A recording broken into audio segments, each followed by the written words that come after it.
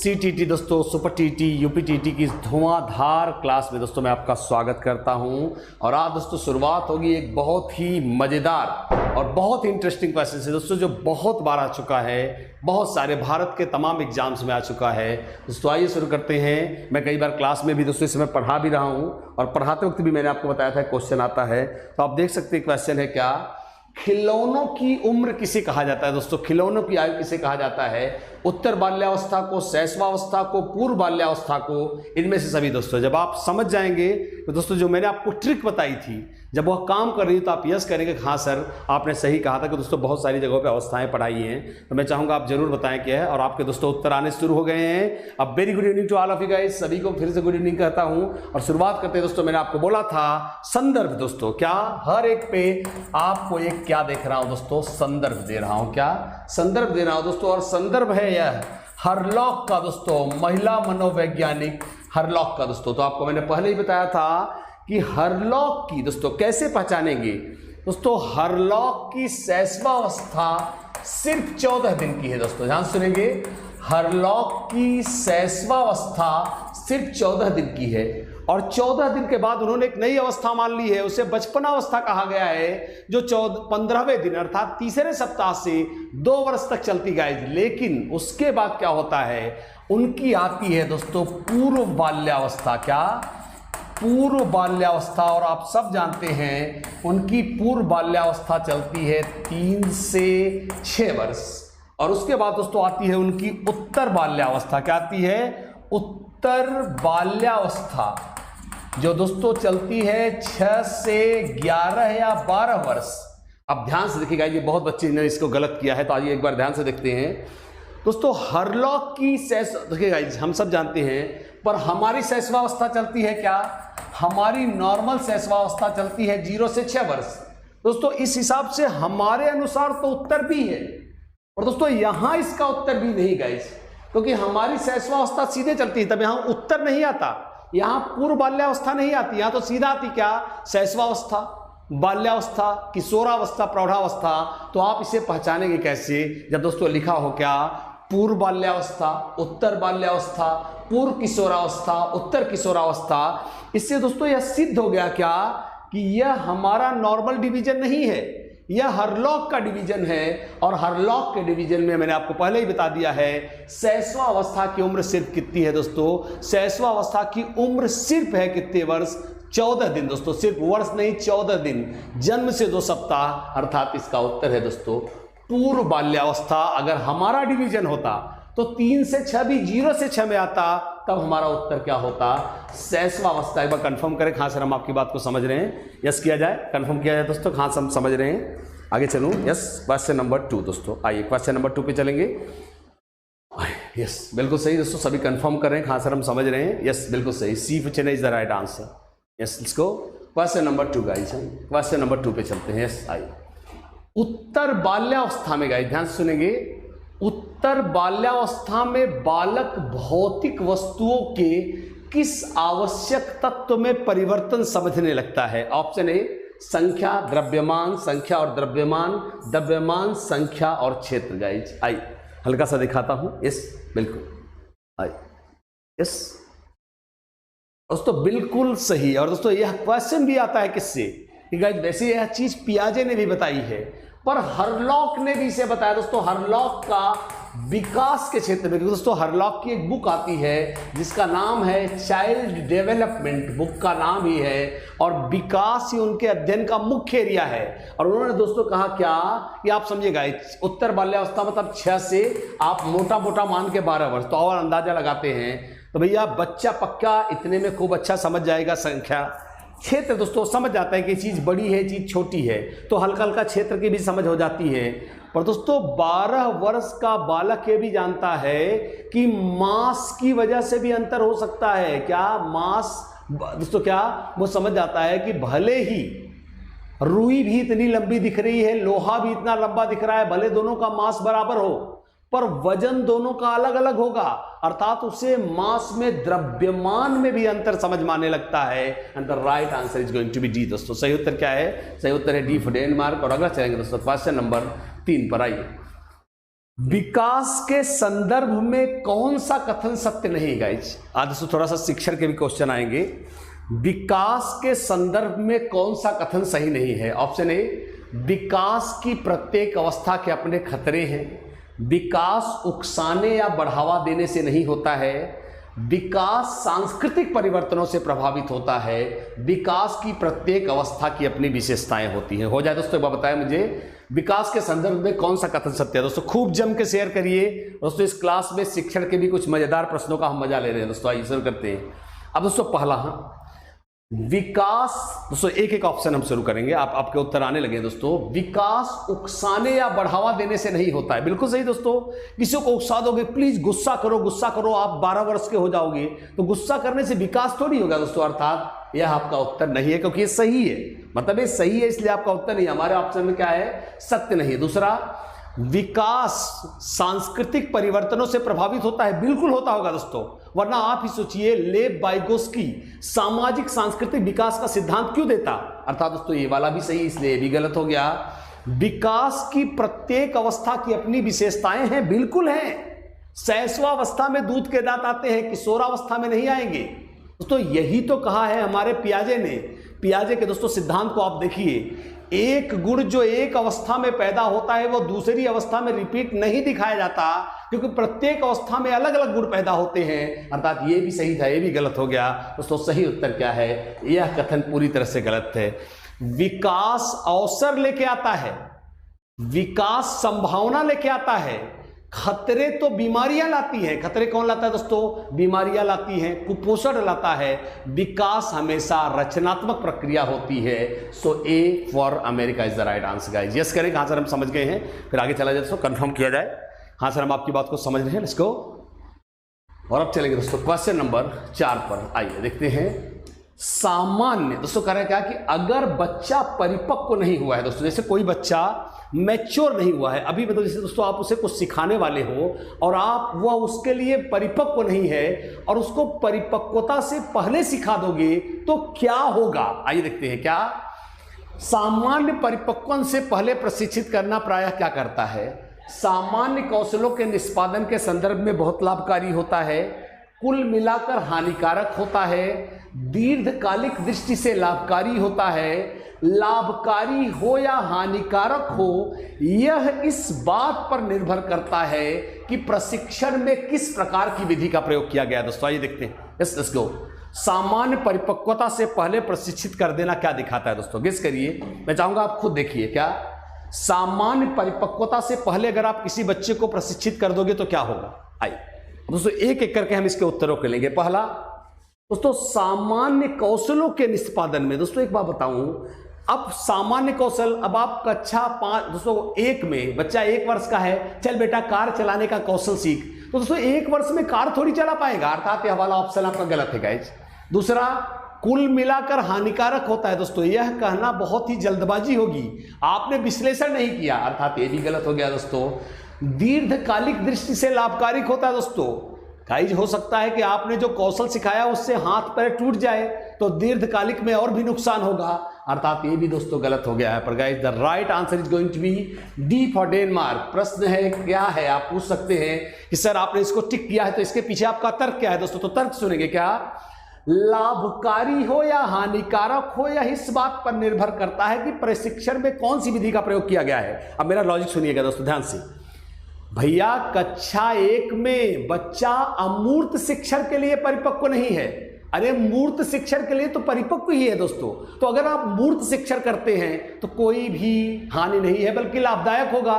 पर हाँ, अगर दोस्तों अमूर्त शिक्षण करते हैं तो बच्चा उसके लिए परिपक्व नहीं है, इसलिए दोस्तों हानिकारक होगा या लाभकारी होगा, यह सिर्फ शिक्षण पर नहीं बल्कि शिक्षण करने की विधि पे भी डिपेंड करेगा। अगर विधि उसके उम्र के अनुकूल है तो लाभदायक होगा, नहीं होगा तो हानिकारक होगी। So the right answer is going to be D for Denmark. पर कंफर्म करें। हाँ सर हम आपकी बात समझ गए, यस कहें दोस्तों, सब लोग यस कहें। हाँ सर हम आपकी बात को समझ गए हैं, इसको मुझे कंफर्म करें दोस्तों कि आप मेरी बात को समझ रहे हैं। D for Denmark is the right answer. इसको आगे चलेंगे दोस्तों। क्वेश्चन नंबर आइए, क्वेश्चन नंबर दोस्तों 5, सकारात्मक दंड का। दोस्तों आइए, स्किनर ने दोस्तों दंड को भी 2 भागों में बांटा है। क्या सकारात्मक दंड का निम्न में से कौन सा उदाहरण है? ऑप्शन ए, मित्रों के द्वारा उपहास करना, मित्रों के साथ समय बर्बाद करना, गलतियां निकालना बंद करना, इनमें से सभी। गाइस आज दोस्तों बात हुई है तो हम बात करेंगे स्किनर के सकारात्मक एवं नकारात्मक दंड का। दोस्तों नकारात्मक दंड और सकारात्मक दंड दोस्तों दंड। आइए शुरू करते हैं। तो आप खुद सोचिए सकारात्मक दंड निम्न में से कौन सा उदाहरण है? पहले दोस्तों जान ले सकारात्मक और नकारात्मक दंड क्या है। दोस्तों वह दंड जो सिर्फ सुधार की भावना से दिया गया हो वह सकारात्मक दंड है। दोस्तों जैसे समझिए, आप कक्षा में रोज लेट जाते हो आप, इसलिए टीचर ने 5 रुपए की फाइन लगा दी। क्या किया? फाइन लगा दिया। इसलिए नहीं कि आप बर्बाद हो जाओ, इसलिए कि आप समय पर आने लगो। यह सकारात्मक दंड है मेरे बच्चों। कैसा दंड है? सकारात्मक।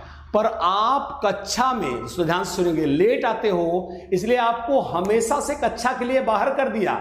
इससे आपका कैरियर बर्बाद हो जाएगा। यह नकारात्मक दंड है दोस्तों। और अब आप समझ ही सकते हैं यह चीज जब आप यहां अप्लाई करेंगे खुद ही उत्तर समझ जाएंगे कि समय बर्बाद करने पे समय वापस नहीं आएगा। यह नकारात्मक दंड है दोस्तों। और गलतियां निकालोगे तब तो दंड होगा। तो कह रहा है गलतियां निकालना बंद करना, तो यह तो दंड हुआ ही नहीं। सही उत्तर है दोस्तों क्या? मित्रों द्वारा मजाक उड़वाना। दोस्तों मित्र मजाक उड़ाकर हमें सुधार लाना चाहते हैं। So the right answer is going to be A for America. एक बार यस करें। हाँ सर हम आपकी बात को समझ रहे हैं। कंफर्म किया जाए दोस्तों कि हाँ कि सर आपकी बात को समझ रहे हैं। और अब चलेंगे दोस्तों क्वेश्चन नंबर, नेक्स्ट क्वेश्चन पे चलेंगे। Question number 6। आइए किसी दोस्तों जम करके क्वेश्चन आज लेंगे हम। किसी उद्दीपन के, दोस्तों उद्दीपन का अर्थ क्या है? स्टिमुलस दोस्तों। हाँ या आपकी भाषा में क्या है, आप हिंदी बदल जाने पर समझने में बहुत दिक्कत करते हैं दोस्तों। यहां उद्दीपन का अर्थ है उद्दीपक दोस्तों। क्या? किसी उद्दीपक के निरंतर दिए जाने से व्यवहार में अस्थायी परिवर्तन क्या कहलाता है? ऑप्शन ए अभ्यस्तता, बी अधिगम, सी स्थायी अधिगम, डी अभिप्रेरणा। दोस्तों एक बार देखेंगे, किसी उद्दीपक के निरंतर दिए जाने से अस्थायी परिवर्तन, अस्थायी दोस्तों, अस्थायी, स्थायी नहीं कह रहा है क्या? अस्थायी। ध्यान रखिएगा दोस्तों, यहां पे इस शब्द को ध्यान रखिएगा। अभी यहां पे बहुत बड़ा दिमाग लगाना है आपको। क्या? किसी उद्दीपन के निरंतर दिए जाने से व्यवहार में अस्थायी परिवर्तन क्या कहलाता है? अभ्यस्तता, अधिगम, अस्थायी अधिगम, अभिप्रेरणा। दोस्तों हम सभी जानते हैं, अगर आप इस वाक्य को ध्यान से पढ़ेंगे तब जानते हैं दोस्तों क्या, कि जब किसी चीज को आप बार बार किसी के सामने रखेंगे तो वह उस चीज का आदी होगा। क्या हो जाएगा? आदी हो जाएगा, यूज्ड टू हो जाएगा। पर यह नहीं कहलाएगा क्या अधिगम? क्योंकि दोस्तों अधिगम आपने पढ़ा है, मैंने आपको परिभाषा लिखवाई है किसकी? मॉर्गन एवं गिलीलैंड की। दोस्तों मॉर्गन एवं गिलीलैंड की परिभाषा, मॉर्गन एवं गिलीलैंड की परिभाषा क्या कहता है? अनुभव एवं अभ्यास द्वारा व्यवहार में होने वाला परिवर्तन जो कुछ समय तक स्थायी हो, उसी को आप सिर्फ अधिगम कह पाएंगे दोस्तों। बाकी किसी को अधिगम आप नहीं कह पाएंगे। और यह कह रहा है क्या, कि अस्थायी, अर्थात अस्थायी का अर्थ है कि आप इसके आदी हो जाओगे। क्या? आप आदि, यूज्ड, बार बार ले आओगे तो आप आदी हो जाओगे। पर यह अधिगम नहीं कहलाएगा दोस्तों। यस करें कि हाँ सर हम आपकी बात को समझ रहे हैं। प्लीज कंफर्म करें दोस्तों। सारे लोग मुझे एक साथ मैसेज भेजिए कि हाँ सर मैं समझ रहा हूं आप क्या कह रहे हैं। यहां पर उत्तर को बिगाड़ रहा है कौन? अस्थायी। अगर यहां पे स्थायी होता तो आपका उत्तर अधिगम होता दोस्तों। पर यहां पे क्या लिखा है? अस्थायी, अर्थात बंदे ने सीखा तो नहीं है पर शायद कुछ समय के लिए वह आदी हो गया है। The right answer is going to be A for America. Let's go अगले क्वेश्चन पे चलेंगे दोस्तों। Question number 7। आई कह रहा है क्या दोस्तों, कि जो लोग उपलब्धि से मोटिवेट होते हैं, जैसे बड़ी बड़ी चीजें अचीव करने के लिए, आई उपलब्धि अभिप्रेरक के संबंध में निम्न में से कौन सा कथन सही है? दोस्तों क्या? उपलब्धि अभिप्रेरक के संबंध में निम्न में से कौन सा कथन सही? पहला, उपलब्धि अभिप्रेरक जीवित रहने के लिए आवश्यक है। यदि व्यक्तिगत क्षमताओं की संतुष्टि महत्वपूर्ण है तो उपलब्धि अभिप्रेरक को विकास प्रेरक कहा जा सकता है। यदि व्यक्तियों के मध्य प्रतियोगिता पर बल है तो उपलब्धि अभिप्रेरक को सामाजिक अभिप्रेरक कहा जा सकता है। इनमें से सही सभी दोस्तों। जबरदस्त क्वेश्चन, एक बार देखेंगे। जबरदस्त दोस्तों, आज मुझे यकीन है कि आप शिक्षण के प्रश्नों में भी दोस्तों आपको बहुत मजा आएगा और आप इसे क्वालिटी क्वेश्चन के रूप में लेंगे। ये देखते हैं। अब गाइस एक एक कथन की सत्यता जानते हैं, कौन सा सही है कौन सा सही नहीं है। पहला कह रहा है क्या, कि उपलब्धि, बिल्कुल सही दोस्तों, बिल्कुल सही करा है। जीवित रहने के लिए हमें कुछ चीजें, सक्सेस, नौकरी, पैसा, घर, कुछ चीजें अचीव करनी पड़ती है, अर्थात पहला कथन दोस्तों सही है, यह आपका उत्तर हो सकता है। दूसरा, यदि व्यक्तिगत क्षमताओं की संतुष्टि महत्वपूर्ण है, तो बिल्कुल सही दोस्तों, अगर उपलब्धि व्यक्तिगत रूप से महत्वपूर्ण है तो आदमी के लिए विकास प्रेरक कहा जाएगा। बिल्कुल सही दोस्तों, जैसे एक आदमी ने शहर में घर बनवा लिया, गाड़ी खरीद ली दोस्तों, तो लोग क्या कहते हैं, यार देखो ये आदमी विकास कर रहा है, तो व्यक्तिगत स्तर पर यह विकास का प्रेरक है, अर्थात ये भी सही है गाइस। अगला, यदि व्यक्तियों के मध्य प्रतियोगिता पर बल है तो उपलब्धि को सामाजिक अभिप्रेरक कहा जाएगा, जी कहा जाएगा। क्यों दोस्तों, जब दो लोग ग्राम प्रधान का चुनाव लड़ते हैं तो उनमें क्या होती है दोस्तों, ग्राम प्रधान के चुनाव के लिए प्रतियोगिता होती है, और जो भी जीत जाता है वो तो जनता में यही दिखाएगा कि मैं सामाजिक रूप से प्रतिष्ठित था, मैं सामाजिक रूप से लोकप्रिय था, भले ही वो गांजा बेच के चुनाव जीता हो दोस्तों, ये बात अलग है, पर वो तो यही दिखाएगा क्या, कि मैं बहुत ही मोटिवेट करना था, बहुत सामाजिक था, तभी मैं जीता। तो दोस्तों ये भी सही हो गया, and the right answer is going to be क्या, डी फॉर डेनमार्क। कंफर्म करें, हाँ सर हम आपकी बात को समझ रहे हैं, प्लीज मुझे कंफर्मेशन दे दोस्तों, हाँ प्लीज कंफर्मेशन दे, हाँ सर हम आपकी बात को समझ रहे हैं, मुझे कंफर्मेशन चाहिए आपका, यस से yes, let's go, yes D for Denmark is the right answer. Question number दोस्तों 9 आई, लेट्स गो, जबरदस्त क्वेश्चन दोस्तों, बराबर बोलता हूं जब आपको पढ़ाता हूं। यस, कहता है दोस्तों क्या, कि कौन सा सिद्धांत कहता है कि मानव मस्तिष्क एक बर्फ की बड़ी चट्टान के समान है जो कि अधिकांशतः छिपी रहती है, उसमें चेतन के 3 स्तर हैं दोस्तों। कौन, गुण सिद्धांत, प्रकार सिद्धांत, मनोविश्लेषणात्मक सिद्धांत या व्यवहार सिद्धांत। गाइज आइए एक बार देखते हैं। यस, आइए, कौन सा सिद्धांत दोस्तों यह कहता है कि मानव मस्तिष्क एक बर्फ की बड़ी चट्टान के समान है जो कि अधिकांशतः छिपी रहती है और उसमें चेतन के 3 स्तर हैं, गुण सिद्धांत, प्रकार सिद्धांत, मनोविश्लेषणात्मक सिद्धांत और व्यवहारवाद का सिद्धांत। और दोस्तों मैं इसको पहले ही पढ़ा चुका हूं, यह सिद्धांत है महान सिगमंड फ्रायड का दोस्तों। उसने क्या कहा कि भैया डरो मत, उसने कहा जो आज तक तुम जिसको दोस्तों हम चिल्लाते हैं मैं होश में हूं, मैं चेतना में हूं, मैं जाग रहा हूं, उसने कहा तुम कुछ नहीं जाग रहे हो, जिसको तुम चेतन समझते हो यह सिर्फ 10% है, जो राक्षस अचेतन है, जो बुराइयों का इदम का भंडार है, कामवासना का, मारकाट का जो दोस्तों अंदर छुपा है वह सबसे लंबा चौड़ा है। उसने क्या कहा कि मानव मस्तिष्क की तुलना दोस्तों, मानव चेतना की तुलना एक बर्फ के विशाल तैरते टुकड़े से की। उसने क्या कहा कि भैया जो 10% ऊपर, दोस्तों उसने कहा जो 10% ऊपर दिख रहा है बस वही चेतन है, जो नहीं दिख रहा है वो ज्यादा है, 90% है, यह खतरनाक राक्षस अचेतन है। और यह कहा है किसने, यह कहा है फ्रायड ने दोस्तों, और यह है मनोविश्लेषणात्मक सिद्धांत। और आगे चलेंगे दोस्तों क्वेश्चन नंबर 9 पे, आइए देखते हैं। यस, निःशक्त बालकों की शिक्षा के लिए प्रावधान कहां कहा जाता है दोस्तों। निःशक्त बालकों, दोस्तों निःशक्त बालक जो कमजोर वर्ग के बालक हैं, ये सब निःशक्त बालकों की शिक्षा के लिए प्रावधान किया जा सकता है समावेशी शिक्षा द्वारा, मुख्य धारा में डालकर, समाकलन द्वारा, इनमें से कोई नहीं। गाइस आइए, तो बताने की जरूरत नहीं है इसका उत्तर क्या होगा। निःशक्त बालकों की शिक्षा के लिए प्रावधान किया जा सकता है, तो हम सभी जानते हैं दोस्तों निःशक्त बालकों की शिक्षा के प्रावधान के लिए ही लाई गई है। क्या निःशक्त बालकों की शिक्षा के प्रावधान के लिए दोस्तों क्या हुआ कि भैया दिव्यांगों के लिए अलग स्कूल बनाए गए, मूक बधिरों के लिए अलग स्कूल बनाए गए, अंधों के लिए दोस्तों अलग स्कूल बनाए गए जो दृष्टिबाधित थे। और दोस्तों इसमें क्या देखा गया कि परिणाम अच्छे के बजाय बुरे ज्यादा है। उन्हें क्या लगा कि यार हम लोग अंधे हैं, हम लोग मूक बधिर हैं, इसलिए हमको समाज से काट के अलग कर दिया गया है।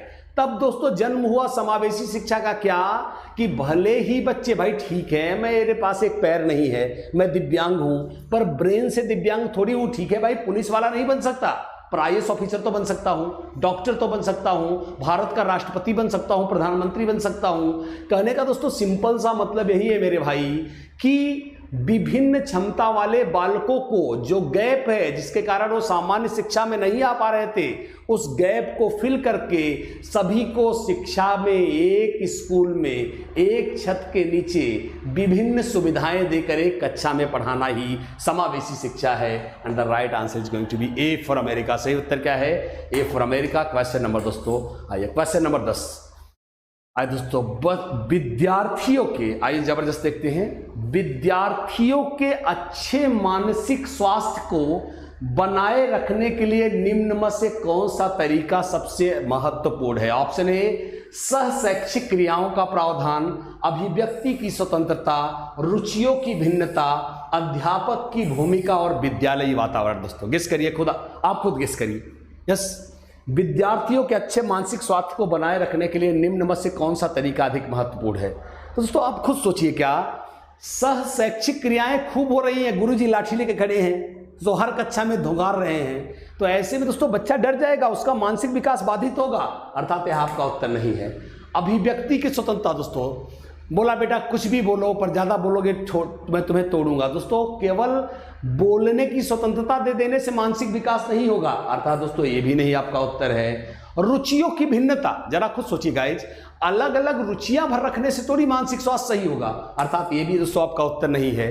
अब दोस्तों क्या है गाइज, सिंपल सी बात क्या है, जिस स्कूल में शिक्षक विद्यार्थियों से मित्रवत व्यवहार करता है, जहां कक्षा में डर मुक्त भय मुक्त वातावरण होता है कि अगर विद्यार्थी को कोई डाउट भी हो तो जानता है कि मुझे परेशान होने की कोई जरूरत नहीं है, मेरे गुरुजी ने मुझे छूट दी है कि बेटा अगर कोई दिक्कत हो तो आप मेरे पास आके पूछ सकते हो। तो दोस्तों आप समझिए, ऐसे वातावरण में भला किसका मानसिक स्वास्थ्य सही नहीं रहेगा? इसका दोस्तों सीधा सीधा अर्थ है कि विद्यालयों के अच्छे मानसिक स्वास्थ्य को बनाए रखने के लिए जो सबसे जरूरी है दोस्तों वो ये है अध्यापक की भूमिका और विद्यालयी वातावरण। और सही उत्तर है दोस्तों डी। और अब चलेंगे ये आइए, यस आइए दोस्तों, एक क्वेश्चन बहुत इंपॉर्टेंट है दोस्तों, काफी इंपॉर्टेंट है। मैं आपको एक बार इसको पढ़ाता हूं, एक बार देखते हैं क्वेश्चन, एक बार देखते हैं। क्या शिक्षा का अधिकार अधिनियम 2009 में निर्दिष्ट किया गया है कि कक्षा 1 से 5 तक प्रवेश किए गए विद्यार्थियों की संख्या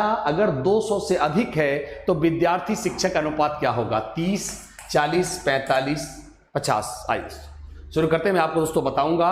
आइए शुरू करते हैं। दोस्तों मैं इसको आपको पूरा संदर्भ समझाऊंगा, संदर्भ आप उत्तर बताते रहेंगे दोस्तों, फिर मैं बात करूंगा। हाँ आइए, यस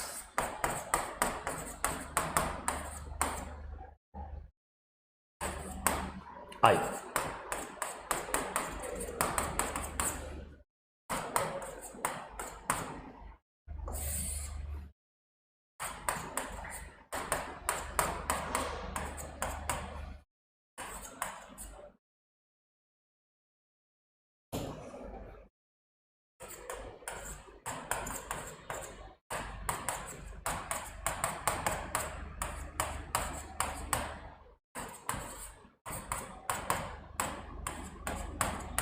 पूरा दोस्तों मैं चाहूंगा कि आप इसको एक बार पूरा का पूरा, मैं चाहूंगा आप इसका स्क्रीनशॉट एक बार ले लें।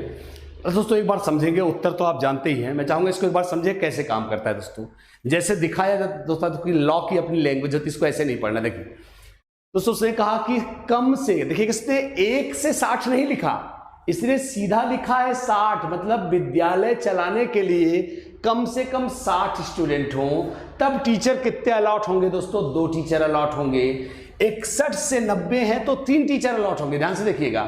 और अगर 91 से 120 है, 120 तो 4 टीचर अलॉट होंगे।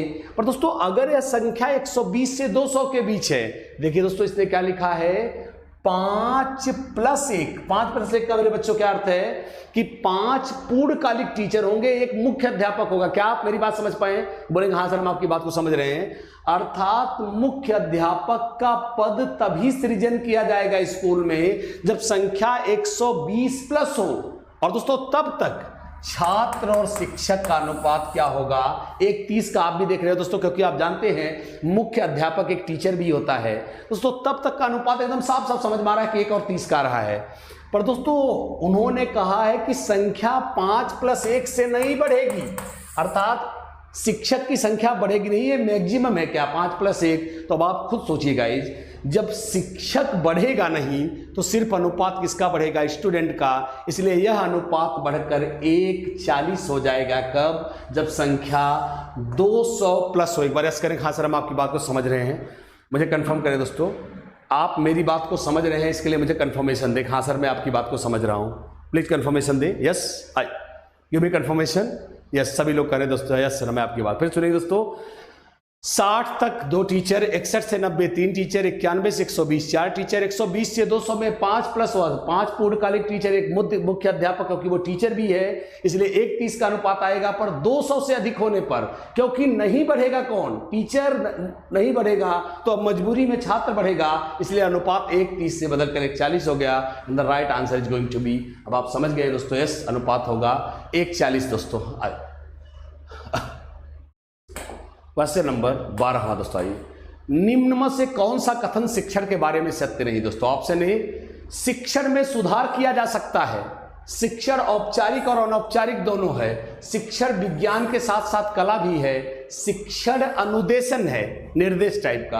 आप अनुदेशन न समझ पाओ तो इसका अर्थ है शिक्षण निर्देशन है दोस्तों। मैं चाहूंगा कि आप एक बार बताएं, वैसे आपके लिए बहुत आसान सवाल है। निम्न में से कौन सा कथन शिक्षण के बारे में सत्य नहीं है। ऑप्शन ए, शिक्षण में सुधार किया जा सकता है। बी, शिक्षण औपचारिक और अनौपचारिक है। शिक्षण विज्ञान के साथ साथ कला भी है। शिक्षण अनुदेशन भी है। आइए दोस्तों एक बार चेक करते हैं कौन सा सही। पहला, शिक्षण में सुधार किया जा सकता है, बिल्कुल किया जा सकता है भाई। आप बताइए, अगर कंप्लेंट आती है भाई शिक्षण सही नहीं हो रहा है तो आदमी चेंज करता है, अर्थात ये सही है, इसलिए आपका उत्तर नहीं है गाइज। अगला, शिक्षण औपचारिक और अनौपचारिक दोनों है, बिल्कुल सही गाइज। जो इस समय मैं पढ़ा रहा हूं, मैं साइकोलॉजी पढ़ाने आता हूं, मैं कल मैथ पढ़ाने आऊं, जिसको खुद एक अक्षर नहीं आता, आप कल भाग जाओगे। अर्थात मेरा विषय, मेरा टाइम सब फिक्स है, यह औपचारिक है। और दोस्तों पापा किसी भी मुद्दे पे डांट सकते हैं, उनका डांटने का कोई भी विषय नहीं है, यह अनौपचारिक है, अर्थात ये भी सही हो गया गाइज। अगला, शिक्षण विज्ञान के साथ साथ कला है दोस्तों, बिल्कुल सही। जो आप शिक्षण किताब पर पढ़ते हो दोस्तों वो क्या है, वो विज्ञान है, उसकी विषय वस्तु फिक्स है। पर जरा आप सोचिए गाइज, ये जो हम पढ़ाते हैं टीचर, आप कैसे पढ़ाते हो, कितनी इंप्रेसिव टीचिंग करते हो, यह आर्ट है दोस्तों, यह प्रस्तुतिकरण की कला है, यह कोई विज्ञान नहीं है, अर्थात ये भी सही हो गया। अब दोस्तों सिंपल सी बात क्या है, अब चाहे जो हो दोस्तों आपका उत्तर डी गलत होगा, पर मैं आपको उत्तर डी के गलत होने का तर्क देता हूँ। जानते हैं अनुदेशन का अर्थ है कि विद्यार्थी शांति मारकर बैठा रहेगा, टीचर ही उसको शिक्षा पे शिक्षा दिया जाएगा। दोस्तों आजकल बाल केंद्रित शिक्षा में शिक्षक को सुविधा प्रदाता माना गया है। कक्षा में अंतःक्रिया होने की जरूरत है। गुरुजी नहीं पूछे बेटा ये कर लो वो कर लो बेटा, अच्छा बेटा मैं अब जा रहा हूं, आप अपने हिसाब से पढ़ लेना, निर्देशन नहीं देना भैया। शिक्षण एक दो तरफा प्रक्रिया है। क्लास में जितने गुरुजी इंपॉर्टेंट है उतना ही उनका चेला भी इंपॉर्टेंट है। So the right answer is going to be D for Denmark. दोस्तों सही उत्तर क्या है, डी फॉर डेनमार्क। आगे चलेंगे क्वेश्चन नंबर 13 दोस्तों, आइए देखते हैं। यस, राष्ट्रीय, आइए दोस्तों देखते हैं, राष्ट्रीय पाठ्यचर्या की रूपरेखा 2005 में गुणवत्ता आयाम शीर्षक के अंतर्गत अधिक महत्व दिया गया है किसको। ऑप्शन ए, भौतिक संसाधनों को, शिक्षित और अभिप्रेरित अध्यापकों को, बालकों के लिए ज्ञान के संदर्भ में संरचित अनुभवों को, बालकों के लिए संरचित अनुभव एवं पाठ्यक्रम सुधार को। आप देख के भी पता कर सकते हैं। यस, मुझे यकीन है कि आप देख के भी दोस्तों इसे जान सकते हैं। इसको आइए शुरू करते हैं। यस, आइए, राष्ट्रीय पाठ्यचर्या की रूपरेखा 2005 में गुणवत्ता आयाम दोस्तों। आइए गाइस, आप पहली बात तो जान लें कि इसके पहले के दोस्तों, इसके पहले मतलब कि एनसीएफ 2005 हमारा चौथा एनसीएफ था दोस्तों। कैसा था, चौथा एनसीएफ था। इसके पहले 3 एनसीएफ और आए थे दोस्तों, 1975 में, 1988 में, 2000 में, और लास्ट वाला दोस्तों कितने में आया, 2005, जो कि आप पढ़ ही रहे हो। तो उन्होंने दोस्तों इसके पहले वालों ने जोर दिया किस पे, जरा आप जानना नहीं चाहे किस पे जोर दिया। उन लोगों ने व्यवहारवाद पर जोर दिया कि अधिगम व्यवहार में परिवर्तन है। और दोस्तों डॉक्टर यशपाल एक महान विद्वान थे। उन्होंने कहा भैया अपने बच्चे को नंबर लाने की गला प्रतियोगिता में शामिल मत करो। रट्टा मारना सिर्फ व्यवहार में परिवर्तन अधिगम नहीं है, कुछ नया सीखने, कुछ क्रिएटिव करने दोस्तों। इसलिए आप जानते हैं कि आपने पढ़ा होगा दोस्तों, सीटीटी में क्वेश्चन आया था कि एनसीएफ 2005 किस पे जोर देता है दोस्तों। तो उत्तर था यह संरचनावाद या फिर रचनावाद दोस्तों, और यह लिया गया है पियाजे से। और यह कहता है, इसे दोस्तों क्या बोलते हैं, कॉन्स्ट्रक्टिविटिज्म दोस्तों। अर्थात कोई भी ज्ञान को प्राप्त नहीं कर सकता, किताब से कुछ नहीं सीखा जा सकता, ज्ञान की सिर्फ रचना की जा सकती है रियल अनुभवों से जोड़कर। तो भैया एनसीएफ 2005 क्योंकि रचनावाद का समर्थन करता है, इसलिए बच्चे के खुद के रचित ज्ञान को बहुत ही महत्व दिया जाएगा। क्या कह रहा है, बालकों के लिए संरचित अनुभव एवं पाठ्यक्रम सुधार को तो आप समझ ही गए हैं दोस्तों कि एक तो बच्चे का खुद का अनुभव, दोस्तों गुरुजी का अनुभव लाख गुना बेहतर हो, पर भाई विद्यार्थी के किस काम का? खुद विद्यार्थी के अनुभवों को वरीयता देने वाली शिक्षा को बाल केंद्रित शिक्षा कहते हैं। और दोस्तों दूसरी बात, इसमें पाठ्यक्रम सुधार को सुझाया ही गया है। So the right answer is going to be D for Denmark. दोस्तों सही उत्तर है D for Denmark. Let's go question number दोस्तों 14वां आई दोस्तों यस, राष्ट्रीय पाठ्यचर्या, जबरदस्त क्वेश्चन दोस्तों आ जा रहे हैं क्या? राष्ट्रीय पाठ्यचर्या की रूपरेखा 2005 में निम्न में से किस परीक्षा संबंधी सुधार को बताया गया है? ऑप्शन ए, कक्षा 10 की परीक्षा ऐच्छिक हो, विद्यालयी शिक्षा की विभिन्न अवस्थाओं में राज्य स्तर की परीक्षा का संचालन, प्रतियोगी प्रवेश परीक्षाओं को ऐच्छिक बनाया जाए। इनमें से सही गाइज आई सही, जबरदस्त। तो एनसीएफ अपने आप में गाइज मैं अपने बहुत सारे लेक्चर में कह चुका हूं, एनसीएफ शिक्षा का महाकाव्य है दोस्तों, इस एपिक ऑफ शिक्षण, इसे पेडागॉजी का महाकाव्य पढ़िए दोस्तों। जब आपको शिक्षण कहीं से मैटर ना मिले तो मैं आपको बताता हूं, आप एनसीएफ 2005 खोल के एंजॉय करिए, बस मजा काटिए दोस्तों। आपको छोड़ने का, एक लाइन छोड़ने का मन नहीं करेगा, बस एक बार आपको उसको समझना पड़ेगा।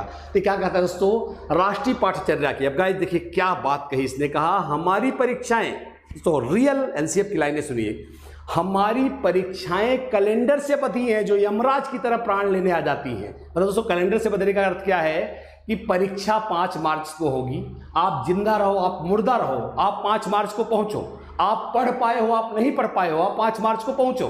तो दोस्तों कहता है यह तो परीक्षा बच्चे पर थोपी जा रही दोस्तों, बच्चा डर के मारे उसे यमराज समझ के भाग रहा है, परीक्षा उसका पीछा कर रही है।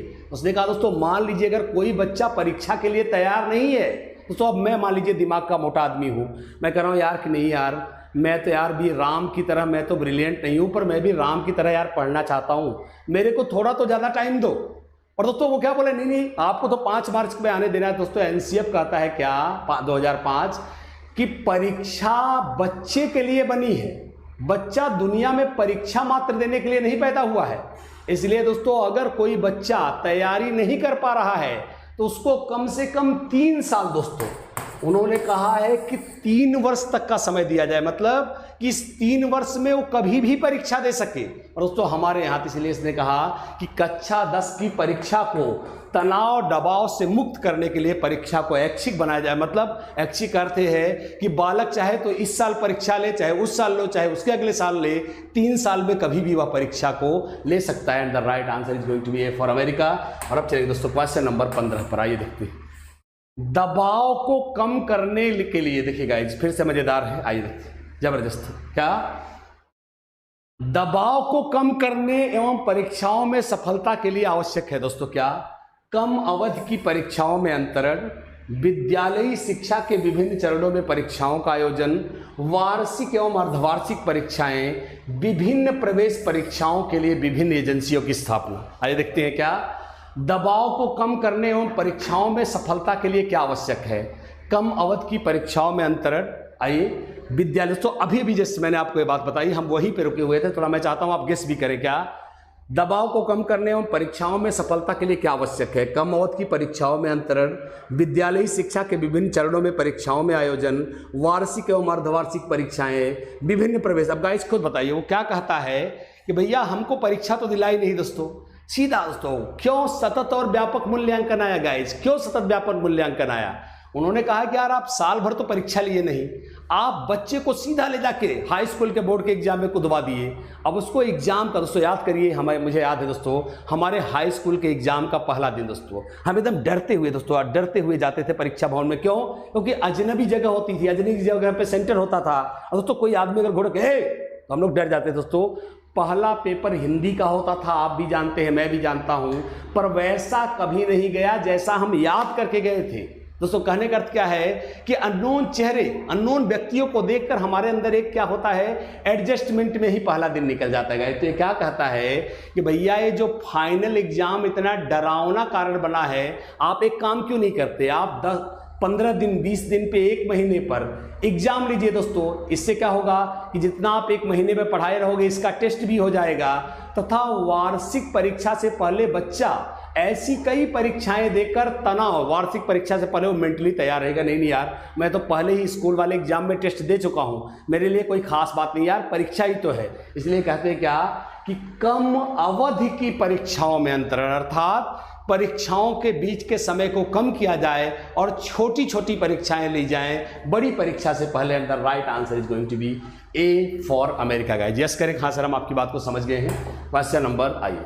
क्वेश्चन नंबर 16 दोस्तों, मूल्यांकन का उद्देश्य क्या है गाइस। जबरदस्त क्वेश्चन, कई बार आ चुका है सीटीईटी में, तो मैं चाहूंगा एक बार आप इस क्वेश्चन को देखें। पहला, बालकों की धीमी गति से सीखने एवं प्रतिभाशाली बालकों के रूप में लेबल करना, जिन बालकों को उपचारात्मक शिक्षा की आवश्यकता है उनकी पहचान करना, अधिगम की कठिनाइयां व समस्या वाले क्षेत्रों को पता करना, उत्पादक जीवन जीने के लिए शिक्षा की सीमा तक तैयार कर पाई है, इसका फीडबैक प्रदान करना। दोस्तों हो जाए, आइए लेट्स गो। मूल्यांकन का दोस्तों उद्देश्य क्या है, खुद आप गेस करिए गाइस कि भला मूल्यांकन का उद्देश्य क्या होता होगा। हल्का सा एक बार देखते हैं, मूल्यांकन का उद्देश्य क्या है। बालकों को धीमी, जरा सोचिए गाइस, आप मूल्यांकन में बोलोगे भाई लिखो क्लास में गधे लड़के राम श्याम मोहन ये गधे हैं, लिखिए प्रतिभाशाली सीता गीता फलाना ढमकाना ये प्रतिभाशाली है। यार कोई बेइज्जती करने के लिए मूल्यांकन करता है, ऐसे कोई मूल्यांकन करता है, अर्थात यह आपका उत्तर नहीं। अगला, जिन बालकों को, दोस्तों मैंने आपको पहले ही बोला था इसका ट्रिक है, सीटीईटी की बात चली तो इसको ट्रिक को याद कर लीजिए दोस्तों। इस ट्रिक का, मेरी दोस्तों कई ट्रिक्स हैं, आज मैं उसमें से एक को फिर ला रहा हूं। निदान उपचार, दोस्तों आप जब बीमार होते हैं, पहले समझिए इसका यह उत्तर आपको बड़ा सॉलिड लग रहा होगा, बहुत दमदार, पर यह आपका यह उत्तर गलत है दोस्तों। क्यों कि जब आप बीमार होते हैं आप डॉक्टर के पास दोस्तों जाते हैं, जब डॉक्टर के पास जाते हैं क्या वो तुरंत आपको दवा दे देता है? नहीं, पहले वह आपको ब्लड टेस्ट कराने भेजता है ताकि पता किया जा सके कि आपको हुआ क्या है। दोस्तों उपचारात्मक, यस करेंगे, हाँ सर हम आपकी बात को समझ रहे हैं। उपचारात्मक शिक्षण तभी तो दोगे, शिक्षा तभी तो दोगे जब पहले पता करोगे हुआ क्या है। इसलिए दोस्तों the right answer is going to be C for Chennai. अधिगम की कठिनाई हो, पहले ये पता लगाइए, पहले उन कारणों की पहचान करिए, उन क्षेत्रों की पहचान करिए जहां बच्चा परेशानी महसूस कर रहा है। And the right answer is going to be C for Chennai. दोस्तों सही उत्तर क्या है? C for Chennai. आगे चलेंगे क्वेश्चन नंबर 17 दोस्तों, आइए देखते हैं। प्राथमिक विद्यालयों के बालकों के लिए दोस्तों निम्न में से किसे आप बेहतर मानते हैं? वीडियो अनुरूपण, प्रदर्शन, स्वयं के द्वारा किया गया अनुभव, इनमें से सभी गाइज। आइए सोचिए दोस्तों, अगर प्राथमिक विद्यालयों का शिक्षण बच्चों को आप, मैं थोड़ा बड़ा कर देता हूं, आइए कह रहा है क्या कि प्राथमिक विद्यालयों के बालकों को अगर आप शिक्षण दे रहे हैं तो आपके अनुसार इनमें से सबसे बेहतर कौन रहेगा? वीडियो अनुरूपण, प्रदर्शन, स्वयं के द्वारा किया गया अनुभव, इनमें से सभी गाइस। गेस करिए, आइए देखते हैं इसको। अब आप खुद सोचिए गाइस, देखिए गाइस आपने ध्यान से देखा होगा कि आजकल बच्चों को कार्टून, तो जैसे बच्चे को छोटा भीम, नोबिता, दोस्तों आप ये बताइए जो बच्चों के कार्टून है आपने देखा होगा वो कार्टून के बहाने गिनतियां पढ़ाते। देखिए जैसे कोई एडवेंचर उन्होंने किया, 2 सिक्के मिले, तो आपने देखा होगा दोस्तों, मैंने कई कार्टून देखे हैं, तो उन्होंने कहा हमें कितने सिक्के मिले हैं, गिनते हैं 1 2 3 4 5 कार्टून कैरेक्टर हमारे पास 5। क्यों? ताकि बच्चा गिनती सीखे जो देख रहा है इस कार्टून को। अर्थात दोस्तों वीडियो अनुरूपण द्वारा भी सिखा सकते हैं। प्रदर्शन गाइस आपने देखा होगा क्या, छोटे बच्चों को कठपुतली, उछलती कुदलती चीजों से दिखाते हैं, यह प्रदर्शन है दोस्तों। जैसे पेड़ पौधे, इसको प्रदर्शन विधि द्वारा उनको नॉलेज दे सकते हैं, अर्थात ये भी सही है, ये भी आपका उत्तर है दोस्तों। अगला, स्वयं के द्वारा किया गया अनुभव, ये तो बेस्ट है गाइस, शायद दुनिया में अपने अनुभव से बड़ा, कहते नहीं guys, experience is the best teacher. अनुभव से बड़ा कोई शिक्षक नहीं है, अर्थात ये भी दोस्तों सही है। तो इसका मतलब ये है कि इन तीनों को ही, अब तीनों को गलत काट रहा हूं गाइज, 3 बार तो टिक लगा नहीं सकता, अर्थात इन तीनों को ही हम बेहतर मान सकते हैं। The right answer is going to be C for Chennai. माफ करेंगे, डी है दोस्तों, सही उत्तर है डी, बिल्कुल सही। एक बार फिर से लगा देता हूं, D is the right answer. इसको आगे चलते हैं क्वेश्चन नंबर, आइए क्वेश्चन नंबर 18 पे दोस्तों, क्वेश्चन नंबर 18 पर आइए दोस्तों, क्रियात्मक अनुसंधान दोस्तों। यस आइए दोस्तों, पेपर दिखता है, यह रीट में आता है गाइस, तो एक बार देख लेंगे। क्रियात्मक अनुसंधान के शब्द में से निम्नलिखित में से कौन सा कथन सही नहीं है? पहला, यह अध्यापकों एवं शिक्षा व्यवसाय से जुड़े लोगों के द्वारा किया जाता है, यह किसी विशिष्ट समस्या के समाधान के लिए किया जाता है, व्यापक स्तर पर निर्णय लेने के लिए सूचना संकलन का कार्य इसमें किया जाता है, यस, स्थानीय स्तर पर रोजमर्रा की समस्याओं के समाधान के लिए क्रियात्मक अनुसंधान किया जाता है। ये दोस्तों आगे चलते हैं,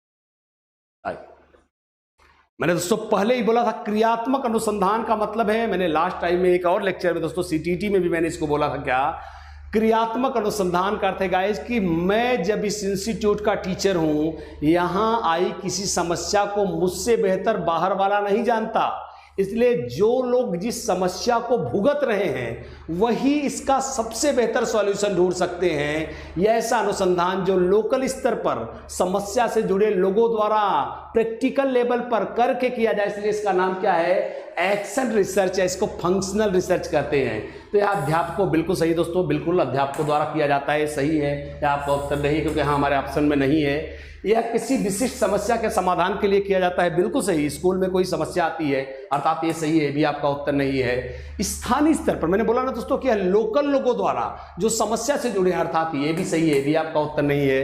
दोस्तों इसका स्तर व्यापक नहीं होता, अब कहोगे इंटरनेशनल लेवल पर, दोस्तों अंतरराष्ट्रीय स्तर पर क्रियात्मक अनुसंधान नहीं किया जाएगा।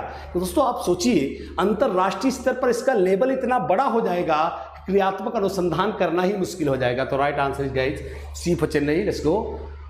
सही उत्तर है दोस्तों क्या, क्योंकि जो सही थे वो गलत हो गए, और दोस्तों गलत वाला क्या हो गया, सही हो गया, and the right answer is going to be yes 18वां 19वां। दोस्तों आइए, कमजोर वर्ग के बालक से हमारा क्या तात्पर्य है गाइस, आइए देखते हैं। बड़ा ही जबरदस्त क्वेश्चन, थोड़ा मैं मजाकिया लहजे में आपको बताता हूं कि दोस्तों जैसे कहते नहीं कि जो इकोनॉमिकली वीकर सेक्शंस होते हैं, दोस्तों आइए देखते हैं, कमजोर वर्ग के बालक से हमारा क्या तात्पर्य है। ऑप्शन ए, ऐसे अभिभावकों के बालक जिनकी वार्षिक आय कम है, ऐसे अभिभावकों के बालक जो वंचित वर्ग से आते हैं, ऐसे अभिभावकों के बालक जो गरीबी रेखा के नीचे की सीमा में आते हैं, ऐसे अभिभावकों के बालक जो सरकार द्वारा निर्धारित न्यूनतम सीमा के वार्षिक आय की सीमा से नीचे के वर्ग में आते हैं। आइए देखते हैं, यस आइए, कमजोर वर्ग के बालक से हमारा क्या तात्पर्य है, आइए देखते हैं। अब दोस्तों जरा सोचिए, अगर खुद से कमजोर वर्ग की परिभाषा बनानी है तो दोस्तों मैं भी कमजोर वर्ग में आ जाऊंगा, आप भी कमजोर वर्ग में आएंगे, हर आदमी नौकरी पाने के लिए बोलेगा भैया मैं बड़ा कमजोर वर्ग में आता हूं। दोस्तों अपने आप से नहीं, अपने आप से नहीं गाइस, अपने आप से नहीं। तीनों ऑप्शन मैंने क्यों काट दिए, तीनों ऑप्शन में कोई बुराई नहीं, पर मैंने एक सेकंड भी नहीं देखा, मैंने काट दिया दोस्तों। क्यों, क्योंकि आप कमजोर वर्ग में आते हो या नहीं है दोस्तों कोई डिसाइड करेगा, और दोस्तों आम आदमी का डिसाइड करना तो आप मानोगे नहीं, इसलिए दोस्तों इसे क्या माना जाएगा, यह कहा जाएगा क्या, यह सरकार। आप खुद बताइए दोस्तों, गरीबी लेखा, आप बीपीएल कार्ड बनवाते हो, बीपीएल में कौन आएगा, इसका मानक कौन बनाएगी, सरकार ही तो बनाएगी। तो आप आर्थिक रूप से कमजोर में आते हो कि नहीं, यह सरकार निर्धारित करेगी। So D for Denmark is the right answer. Question number दोस्तों आइए, क्वेश्चन नंबर 20 देखते हैं।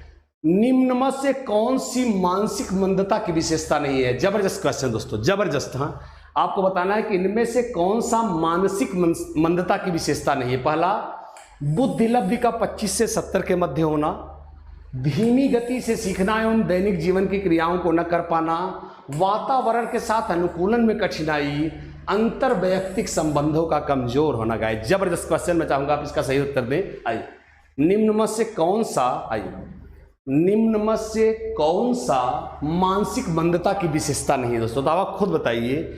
25 से 70 के बीच आपका आईक्यू होना बिल्कुल मानसिक मंदता है, अर्थात ये सही था, इसलिए आपका उत्तर नहीं गाइस। अगला, धीमी गति से सीखना, बिल्कुल दोस्तों जो मानसिक रूप से मंद लोग हैं वो एडजस्ट नहीं कर पाते लाइफ में, बहुत स्लो रनर्स होते हैं, अर्थात ये भी सही दोस्तों, ये भी आपका उत्तर नहीं है। अगला, वातावरण के साथ अनुकूलन में कठिनाई, दोस्तों ये बड़े लोग होते हैं, दिमाग से मोटे लोग होते हैं, जैसे एक जगह दिमाग सटाए हैं, अगर आपने उसमें इतना भी रत्ती भर परिवर्तन किया, थोड़ा सा रत्ती भर परिवर्तन किया, तो आप दोस्तों बहुत जगह ये क्या हो गया, ये भी दोस्तों सही है।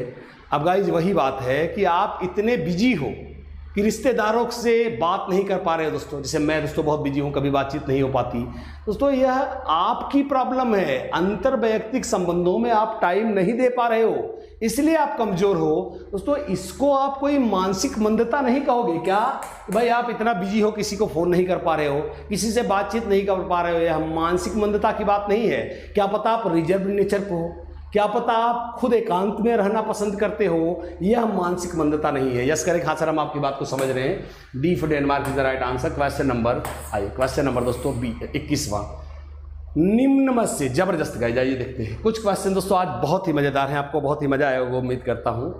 निम्न में से कौन सा व्यवहार भावनात्मक बाधा को प्रदर्शित नहीं करता दोस्तों, मतलब कहने का अर्थ क्या है कि इनमें से कौन सा संवेगात्मक बाधा को नहीं दिखाता। मैंने वर्ड को बदल दिया है, निम्न में से कौन सा संवेगात्मक बाधा को नहीं दिखाता। ऑप्शन ए बाल अपराध, कमजोरों को डराने वाला, भगोड़ापन, स्वलीनता। आइए शुरू करते हैं। यस इसको आइए यस इसको आइए शुरू करते हैं। इस आइए निम्न में से कौन सा व्यवहार, अब देखिएगा इस बाल अपराध। भाई बाल अपराध क्या है? तुमने गुस्से में आके भैया किसी को बिंद से मार दिया, गुस्सा आया, अर्थात यह भावनात्मक बाधा को दिखाता है। यह आपका उत्तर नहीं गाइस। अगला क्या है? कमजोरों को डराने वाला। कोई दोस्तों किसी को मजा आता है, खुशी मिलती है। गरीब लोग मेरे सामने हाथ जोड़े, बाबूजी आप ही बहुत बड़े परमात्मा हैं, आप ईश्वर हैं, परमपिता हैं। कुछ लोगों को इसमें मजा आता है, खुशी मिलती है, तो भी तो भावनात्मक बाधा हो गई, अर्थात ये भी दोस्तों आपका उत्तर नहीं है। भगोड़ापन दोस्तों, भगोड़ापन क्या है कि आप जीवन की, इसे भगनासा कहते हैं, आप जीवन की चुनौतियों से डर गए हो, आप जीवन से भाग रहे हो, अर्थात यह दोस्तों क्या हो गया? यह भगोड़ापन भी भावनात्मक बाधा है। स्वलीनता दोस्तों, स्वलीनता का मतलब है दोस्तों आपके मोटर स्किल्स का सही से काम न करना, खुद में खोए रहना दोस्तों, तमाम अंगों का, श्रवण अंगों का पूरी तरह से, इसको कहने का मतलब एक प्रकार से नर्वस सिस्टम की बाधा है। इसका कोई लेना देना नहीं है भावनात्मक बाधा से। So the right answer is going to be D for Denmark. और आगे चलेंगे दोस्तों क्वेश्चन नंबर आइए 22 पर। दोस्तों जबरदस्त गाइस, मैंने आपको ये पढ़ाया हुआ है, इसलिए मैं चाहूंगा कि इस क्वेश्चन को दोस्तों एक बार आराम से देखिएगा और बताइएगा कैसा लगा है। कुछ लोगों का कहना है कि जब बालकों को गुस्सा आता है तो वो खेलने के लिए चले जाते हैं, जब तक वे पहले से अच्छा महसूस नहीं करते उनके व्यवहार में कौन सा प्रतिरक्षा तंत्र प्रतिलक्षित होता है। मजा आ गया दोस्तों। पहला प्रक्षेपण, विस्थापन, प्रतिक्रिया निर्माण, उदात्तीकरण। गाइस जबरदस्त, हाँ जबरदस्त क्वेश्चन था गाइस। मैंने आपको यह चारों वर्ड दोस्तों फ्रायड ने दिए हैं, तो मैं इन चारों का मतलब आपके सामने लिखने जा रहा हूं। क्या? अपनी गलती दूसरे पर लादना है। मैं चाहूंगा इसको आप देख लें, लादना।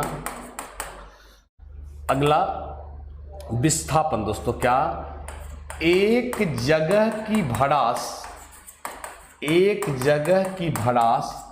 दूसरी जगह निकालना। आइए खुद की गलती न मानकर दूसरों की गलती दिखाना। और दोस्तों उदात्तीकरण क्या है? प्रत्यक्ष की जगह परोक्ष बताना दोस्तों, परोक्ष प्रकट करना। मैं चाहूंगा दोस्तों इसको आप एक बार स्क्रीनशॉट ले लें, बहुत इंपॉर्टेंट है गाइस। क्या? पहले ध्यान से देखें दोस्तों, कुछ लोगों का पहले जाने दोस्तों प्रक्षेपण क्या है। प्रक्षेपण क्या है? जब आप अपनी गलती दूसरे पे डाल ले दोस्तों। जैसे कहने का क्या है, एक तो मुझे कुछ एक भी अक्षर नहीं आता, एक आदमी मेरा इंटरव्यू ले रहा है, मुझे उसने एक भी नंबर नहीं दिया, और मैं क्या बोल रहा हूँ, अरे मैंने तो सब कुछ बताया था, उसने जातिवाद कर दिया। अपनी गलती दूसरे पे डालना प्रक्षेपण है, अर्थात आपका उत्तर नहीं है। अगला दोस्तों प्रतिक्रिया निर्माण। आप गलत हो पर अपनी गलती नहीं देख रहे हो, सामने वाली गलती, अरे यार मैं तो दोस्तों क्या, मुझे बेईमान क्यों कर रहे हो, तुम भी तो बेईमान हो। यह प्रतिक्रिया निर्माण है दोस्तों, अर्थात यह भी आपका उत्तर नहीं है। उदात्तीकरण क्या है मेरे बच्चों? उदात्तीकरण क्या है दोस्तों? आप काम वासना से परेशान हैं, अगर काम वासना को प्रकट करते हैं, पुलिस पीटेगी, इसे शोधन भी कहते हैं दोस्तों। हाँ पुलिस पीटेगी। अब भैया एक आदमी क्या कर रहा है कि जानबूझकर इसे कला के माध्यम से निकाल दे रहा है, कविता लिख के निकाल दे रहा है, तो प्रत्यक्ष नहीं परोक्ष प्रकट हुआ, इसे शोधन कहते हैं। यह दोस्तों आपका उत्तर नहीं है। सही उत्तर है क्या गाइस? विस्थापन। क्या? कि घर में दोस्तों क्या कि भैया ऑफिस में बॉस ने डांटा है दोस्तों, बॉस ने इतना डांटा है, बहुत गुस्सा आ रही है, पर दोस्तों बॉस को डांट नहीं सकते। अगर बॉस को डांट देंगे वो नौकरी से निकाल देगा। अब घर आके दोस्तों बीवी बच्चों को डांट रहे हैं, एक जगह की भड़ास दूसरे जगह निकाल रहे हैं, क्या है? इसे हम विस्थापन कहते हैं। यस कहें? हाँ सर हम आपकी बात को समझ रहे हैं। And this is going to be, एक बार देख लें, स्क्रीनशॉट दोस्तों ले लेंगे, फिर आगे चला जाएगा। यस लेट्स गो। आइए और अब हम चलेंगे दोस्तों क्वेश्चन नंबर नेक्स्ट पर, क्वेश्चन नंबर 23वें पर दोस्तों। आइए 6 से 10 वर्ष की अवस्था में बालक कहाँ रुचि लेना शुरू कर देते हैं? 6 से 10 वर्ष की अवस्था में बालक रुचि लेना प्रारंभ कर देते हैं। किसमें? धर्म में, मानव शरीर में, यौन संबंधों में, विद्यालयों में। आइए गाइस हर चीज की संदर्भ दोस्तों, आइए संदर्भ आइए दोस्तों। प्राथमिक विद्यालय की उम्र, प्राथमिक विद्यालय की उम्र दोस्तों मैंने आपको लिखवाया हुआ है इसके नाम में। प्राथमिक विद्यालय की उम्र क्या? कि दोस्तों एक बात तो आप पक्का हो कि 6 से 10 वर्ष का बालक किस अवस्था में आएगा, बाल्यावस्था में आएगा। और दोस्तों बाल्यावस्था को काहे की उम्र कहा गया है, प्राथमिक या प्रारंभिक शिक्षा की उम्र भी कहीं कहीं कहते हैं। क्यों? तो उसकी वजह क्या है कि 6 से 11 के दोस्तों 6वां साल जनरली वो साल होता है जब बच्चे को क्लास 1 में एडमिशन दिलाते हैं। इसलिए the right answer is going to be कि बालक इस अवस्था में शायद रुचि लेगा। दोस्तों विद्यालय जाता है, वहाँ नए नए फ्रेंड बनाता है और उसकी रुचि दोस्तों शायद नए नए मित्रों में हो जाती है। और सही उत्तर है दोस्तों विद्यालयों में। और अब चलेंगे क्वेश्चन नंबर 24 में। आइए दोस्तों, विद्यार्थियों के अभिवृत्ति में परिवर्तन के लिए निम्न में से कौन सी विधि का प्रयोग अध्यापक को नहीं करना चाहिए। दोस्तों क्या कि अगर विद्यार्थी में कुछ गलत है और आप उसे बदलना चाहते हैं तो इनमें से कौन सी विधि का प्रयोग आप नहीं करेंगे। ऑप्शन ए, दबाव में किसी बात या विचार के लिए राजी करना, किसी विचार को दोहराना अथवा दृढ़तापूर्वक व्यवहार करना, किसी प्रशंसनीय व्यक्ति के द्वारा समर्थन एवं स्वीकृति, संदेश के साथ साहचर्य स्थापित करना। गाइस इसको विद्यार्थियों की अभिवृत्ति दोस्तों बोलने का मतलब है कि उनके दृष्टिकोण में, कि अगर आपको विद्यार्थी के दृष्टिकोण में परिवर्तन लाना है तो आप कौन सी विधि का प्रयोग नहीं करेंगे। तो ऑप्शन ए है दबाव में किसी बात या विचार के लिए राजी करना। दोस्तों आप खुद सोचिए, अब अगर देखिए गाइस किसी विचार को दोहराना तथा दृढ़ता पूर्वक व्यवहार करना। दोस्तों अब आप समझिए, हाँ तो इतना तो हम समझ गए गाइस कि नहीं करना चाहिए। किसी प्रशंसनीय व्यक्ति द्वारा बिल्कुल स्वीकृति दिलवानी चाहिए, अच्छे आदमी की स्वीकृति होगी तो खुश हो जाएगा, अर्थात ये सही है, आपका उत्तर नहीं है। संदेश के साथ साहचर्य, बेटा संदेश के साथ साहचर्य क्या है कि बेटा संदेश के साथ साहचर्य क्या है दोस्तों कि जैसे ही एक विद्यार्थी को पुरस्कार दिया गया है, उसको यह संदेश दिया गया कि भैया आपको पुरस्कृत किया गया है, तो साहचर्य क्या है कि अच्छे काम के लिए पुरस्कृत किया गया है। अगर आपने यहां चोरी की होती टॉप करने के बजाय तो शायद आपको दंडित भी किया जाता, अर्थात ये दोस्तों सही है, ये भी गलत हो गया।